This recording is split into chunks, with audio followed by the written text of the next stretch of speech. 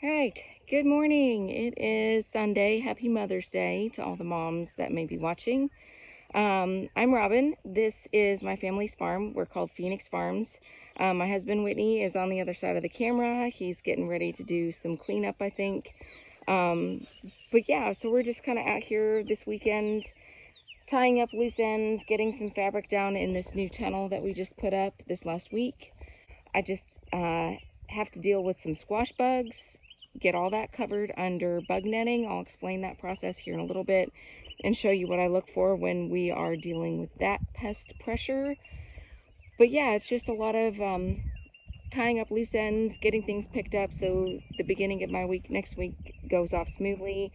The kids were out here helping, and I should say helping, but they played for a little bit and they got bored and went to the house. So but yeah, we're just gonna get that taken care of and then take you along. What'd you find? Frog. Oh, hold him down so I can see. Well, Hold him still. he's still. He's pretty cool. I'm gonna take a picture. I'm taking a video. You gonna kiss him? Ew, gross. Make sure and let him go where you found him. Okay. Okay. All right, I am out here. It's really bright and I didn't bring my sunglasses, so I'm sorry I'm squinting, but I'm out here covering our squash beds, and here is why. I think I can get it to focus. These are the dreaded squash bugs, and to be perfectly honest, in Oklahoma, I don't think that there's a way to avoid them coming, but you can do a few things to help your crops last longer. So these I just handpicked off of a plant. I'm going to squish them. Gross. If you squish them, they have a really weird, distinct smell. It's kind of bitter. I don't know how to describe it other than squash bug smell. So periodically, when our plants are uncovered, I will go through and pick off whatever bugs I find living on there. And then I also want to go through and look at the underside of the leaves. This is what I'm looking for. This right here is what I'm looking for on the underside of my squash leaves. These are their eggs. So it doesn't really, past a certain point in the year, it doesn't really help us to come through and do this just because we have so many squash plants. But like, here's another leaf with a bunch on here. But if you're a backyard gardener or a small market farm, you can go through your squash plants and just hand pick off the little nasty buggers and then check for eggs, and that will prevent your crop from suffering significant loss. What I should have done, these beds that I'm working on were actually direct sown, and what I should have done is immediately cover them in this bug netting that you see behind me. I got busy, I had other things going on. I did not do that, so now I'm having to kind of go through and check for mature adults and eggs, and then I'm going to go ahead and cover what I have. I will probably miss some, and at some point this crop will just get torn out because it's going to be too eaten up with these little guys. But that's a couple things that we do. We also do something called succession planting. So we've got this grouping of squash and zucchini planted, and I'm getting ready to transplant another group later today or first thing Monday morning. And same process. As soon as it goes in the ground, it's going to get covered with this bug netting. That crop will actually have a better chance of being successful because it's going to be covered from day one. Like I said, I should have done it with this group, and I just got busy and forgot. So, but yeah, pick off the adults, squish them, or you can put them in a bucket of water and just let them drown. Hand pick the adult ones. If you get to a point where you have nymphs, they look like the adults, but they're like a light grayish, bluish color. You can hand pick those too. Check for eggs on the underside of your leaves. But other than that, there's really no avoiding the squash bug apocalypse. They're prolific here in Oklahoma. The conditions are perfect for them, so do what you can, but those are a couple tips that could help you if you're doing this small scale. So there's another little interesting find. I don't know if it's showing up very well on camera, but I've got all this webbing through here. I know exactly what's created that because of how it looks. And where did she go? I don't know if you, oh, there she goes. She's moving. But it's a big, fat, nasty-looking black widow. I was going to pull this Johnson grass, and I noticed the webbing. Their webbing is very, very, very sticky and surprisingly strong, and it's always kind of like disheveled looking, like there's no real organization to it. There she is, right down there. So, yeah, that's a nope for me. So, sorry, little spider. She's gone. But yeah, so that's an easy way to identify another black widow nest. We have black widows that get in our cinder blocks and stuff that we use to weight down our tarps.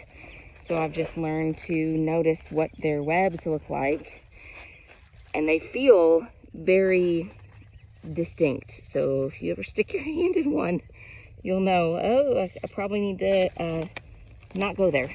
So, did you lose your screws? Sad. Very sad.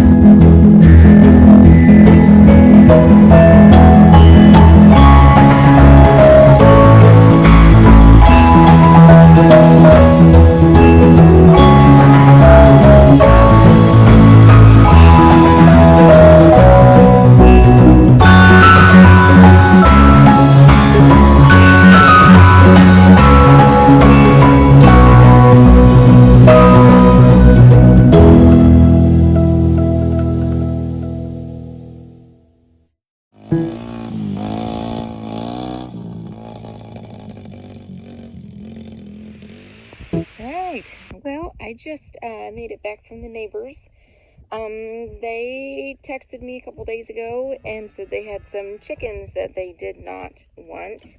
They purchased these guys with the intent of harvesting them for meat, and in the process kind of went, ooh, this is not our thing, would you like them? So we have actually processed our own meat chickens in the past, and either timing or price or COVID, you know, things have happened where we haven't done a batch here recently. So I was glad to take these guys. They are not the breed that we typically purchase for meat. I think there's maybe one in here that's a Cornish cross. That's the typical, like when you buy chicken from the store, that's what you're buying, is a Cornish cross.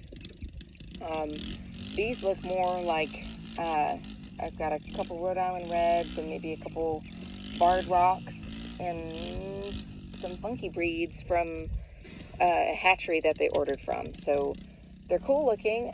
I have no idea how long it's going to take for them to reach weight, but we'll figure it out. For now, they're just going to go in our chicken coop, and we'll have chickens to hang around and be part of the farm. So let me show you these guys. Ta-da! They're all kind of hiding. They're not too sure about me yet, but let's put them in their new home. Okay.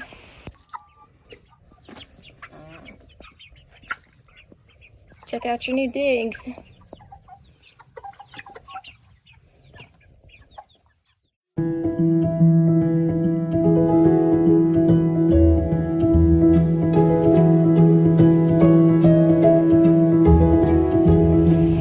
rare moment of all three children somewhat participating in planting. They're direct sowing a succession of, I think it's Zephyr squash that they're doing. It's really pretty. It's yellow and green tricolor. Sometimes they do get along and help. Wow. So shortly after the kids were sowing in the squash and zucchini, it like downpoured, and it's still kind of sprinkling. So I'm just changing gears and grabbing my lettuce plugs because they will appreciate getting planted in the rain when there's no clouds. So I'm in my super cute Frog Talk suit. We're gonna get this hooked up.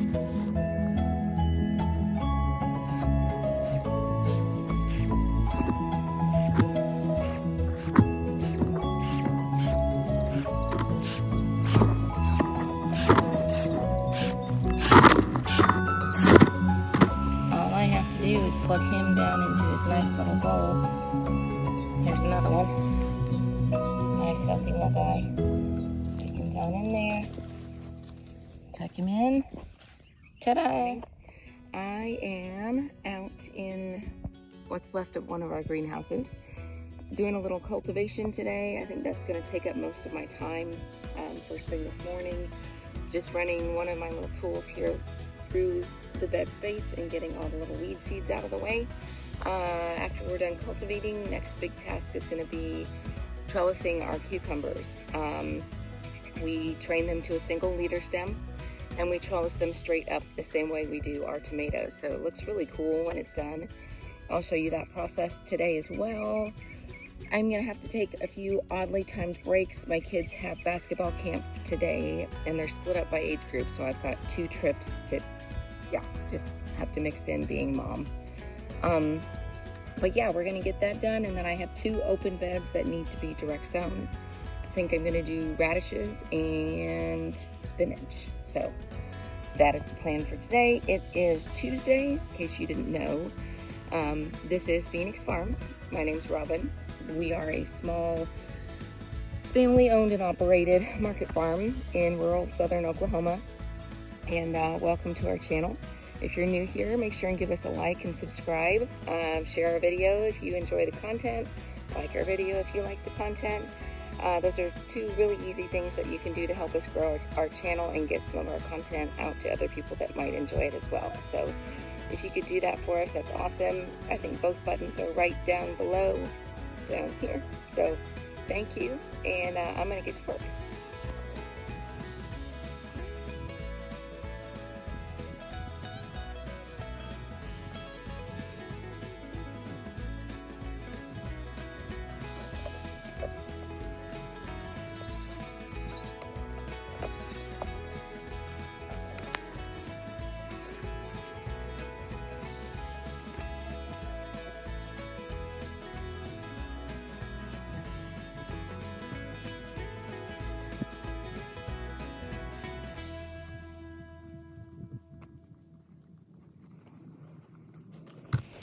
All right, I just seeded my bed of spinach. I'm using Space by Johnny's. We've had pretty decent success with it as far as germination goes, and then resistance to any issues that we typically have in our field. So that's what is in one of the beds behind me. I've just finished getting my seed hopper ready with the correct seed plate for my radishes, and I'm going to be putting in French breakfast radishes. They're the long skinny ones with the white tip on the bottom, and they're super good, very mild, great for salads and all kinds of other good stuff. But this is another seed company we order from, High Mowing Organic Seeds. They're great. Customer service is amazing, so a lot of really good experiences with that company as well. Johnny's and High Mowing are typically the 2 big seed companies that we use. Johnny's and High Mowing, that's, I would say 90% of the seed orders that we do are through those 2 companies. So if you're looking for a place to order seed, or you're just not sure where to start, they're both really great companies, been in business a long time. Definitely check them out.